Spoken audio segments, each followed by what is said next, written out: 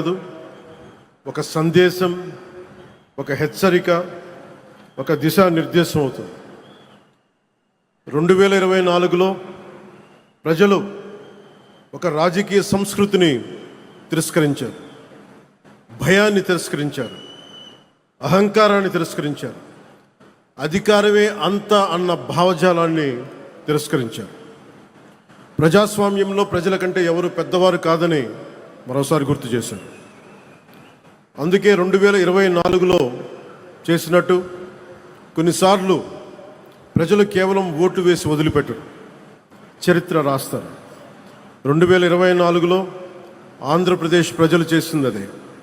ఆ తీర్పు ఈ రాష్ట్రానికి మళ్ళీ ఆశనిచ్చింది, ఆంధ్రప్రదేశ్ సమాజానికి మళ్ళీ ఆత్మవిశ్వాసాన్ని ఇచ్చింది, ఒక తరం భవిష్యత్తుని మళ్ళీ నమ్మకాన్ని కల్పించింది. ప్రజలు మౌనంగా కనిపించిన అవసరం వచ్చినప్పుడు చరిత్రని మార్చగలరని మరోమారు నిరూపించిన సందర్భం అది. 2 ఏళ్ల క్రితం మీరిచ్చింది కేవలం అధికారం కాదు, ఒక బాధ్యత. ఆ బాధ్యతని గుర్తుంచుకుంటేనే ఈరోజు మీ ముందుకు వచ్చాం.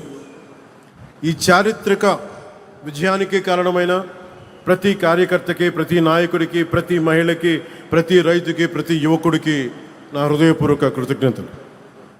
ఈ విజయం కేవలం తెలుగుదేశం పార్టీదో, భారతీయ జనతా పార్టీదో, జనసేన పార్టీదో కాదు, ప్రజల విజయం ఇది. ఇది అహంకారం విధ్వంసంపై ప్రజాస్వామ్యం సాధించిన విజయం. ఈ కూటమి ఆంధ్రప్రదేశ్ పునర్నిర్మాణం కోసం ఏర్పడిన కూటమి. ఈ కూటమి అధికారాన్ని పంచుకోవడానికి కాకుండా బాధ్యతని పంచుకోవడానికి ఏర్పడింది. దేశానికి ప్రధానమంత్రి శ్రీ నరేంద్ర మోదీ గారి దూరదృష్టి, రాష్ట్రానికి ముఖ్యమంత్రి శ్రీ నారా చంద్రబాబు నాయుడు గారి అనుభవం, ప్రజల ఆకాంక్షలను ప్రతిబింబించే జనసేన సంకల్పం, ఈ 3 శక్తులు కలిసినప్పుడే ఆంధ్రప్రదేశ్ పునర్నిర్మాణానికి బలమైన పునాది ఏర్పడింది. కూటమిలో జనసేన 21 సీట్లతోటి సర్దిపెట్టుకునే సందర్భంలో చాలామంది వివిధ రకాలుగా విమర్శించారు. కానీ మేము 21 సీట్లతో రాజీ పడలేదు. ఆంధ్రప్రదేశ్ భవిష్యత్తు కోసం 21 సీట్లకి జనసేన పరిమితాన్ని చేశాం. ఆ త్యాగానికి ప్రజలు ఇచ్చిన సమాధానమే 100% స్ట్రైక్ రేట్. 2 ఏళ్ల క్రితం మేము ఇచ్చిన హామీలు ఈరోజు ఒక్కొక్కటిగా ఆచరణలో కనిపిస్తున్నాయి. పెరిగిన వృద్ధాప్య పెన్షన్లు, మహిళలకి ఆర్థిక భరోసా, ఉచిత గ్యాస్ సిలిండర్లు, మహిళలకి ఉచిత బస్సు, రైతులకి అండా, అన్నా క్యాంటీన్లు, విద్యకి ప్రాధాన్యత, యువతకు ఉపాధి అవకాశాలు, మేము చెప్పింది ప్రతిదీ ఆచరించి బలంగా ముందుకు తీసుకెళ్తా ఉన్నాం. నా శాఖల విషయానికి వస్తే మహాత్మా గాంధీ కలలుగన్న గ్రామ స్వరాజ్యం, పండిట్ దీన్ దయాళ్ ఉపాధ్యాయ ప్రతిపాదించిన అంత్యోదయ సిద్ధాంతం, last mile governance, doctor B R Ambedkar గారి రథసారథిగా రాజ్యాంగం ద్వారా స్థానిక స్వపరిపాలనకు వేసిన బలమైన ప్రజాస్వామ్య పునాదులు, ఈ 3 ఆలోచనల సంగమమే నేడు నరేంద్ర మోదీ గారి నాయకత్వంలోని ప్రభుత్వ పాలనా తత్వం. సబ్కా సాత్, సబ్కా వికాస్, సబ్కా విశ్వాస్. గ్రామాన్ని భారతదేశానికి కేంద్ర బిందువుగా చూడాలనుకుని ఆ దిశగా అత్యంత నిబద్ధతతో కృషి చేస్తున్న ఒక పంచాయతీరాజ్ శాఖ మంత్రిగా ఈరోజు మీ ముందు మాట్లాడుతూ ఉన్నాను. ఒక పిల్లవాడి భవిష్యత్తు పాఠశాలలో ఎలా నిర్ణయించబడుతుందో, ఒక దేశ భవిష్యత్తు అదేవిధంగా గ్రామంలో నిర్ణయించబడుతుంది, గ్రామ పంచాయతీలో నిర్ణయించబడుతుంది.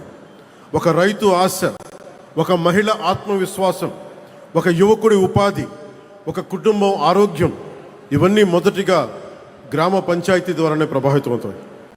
ఎందుకంటే ప్రజల జీవితాలకు అత్యంత దగ్గరగా ఉండేది ప్రభుత్వంలోని ప్రాథమిక గ్రామ పరిపాలనా వ్యవస్థ. అందుకే ప్రపంచవ్యాప్తంగా ప్రజాస్వామ్య పరిపాలనలో ప్రిన్సిపల్ ఆఫ్ సబ్సిడారిటీ అనే సూత్రాన్ని అనుసరిస్తారు. ఈ సూత్రం చెప్పింది చాలా సింపుల్. ఏ పనిని ఎక్కడ అత్యంత సమర్థవంతంగా ప్రజలకి అత్యంత దగ్గరగా చేయగలమో ఆ పని అక్కడే జరగాలి. అవ్వకపోతే ఆ ప్రభావం దానిపై వ్యవస్థపై పడుతుంది. గ్రామ స్థాయిలో అవ్వాల్సిన పని మండల స్థాయికి వెళ్ళకూడదు. అంతిమంగా క్యాస్కేడింగ్ రియాక్షన్ కింద మన దగ్గర ప్రతి పని ఎమ్మెల్యే దగ్గరికి వెళ్ళాల్సిన పరిస్థితి. అధికారాన్ని కేంద్రీకరించడం ప్రజాస్వామ్యం కాదు. అధికారాన్ని ప్రజల దగ్గరికి తీసుకెళ్లడమే నిజమైన ప్రజాస్వామ్యం. ఒక ఎమ్మెల్యే ఉండే నియోజకవర్గంలో దాదాపు 600 మంది స్థానిక ప్రజాప్రతినిధులు ఉంటారు. సర్పంచులు కావచ్చు, వార్డు సభ్యులు, ఎంపీటీసీలు, జడ్పీటీసీలు, సహకార సంఘాల ప్రతినిధులు. వీరందరూ ప్రజాస్వామ్యానికి రూట్స్, వేళ్ళు. కానీ ఆ రూట్స్ని బలహీనపరిచి చెట్టుని బలపరచలేము. స్థానిక సంస్థలని బలహీనపరిచి ప్రజాస్వామ్యాన్ని బలపరచలేము. ఇది కేవలం పరిపాలనా సూత్రం కాదు, ఇది ప్రజాస్వామ్య సూత్రం, ఇది బాధ్యతా సూత్రం.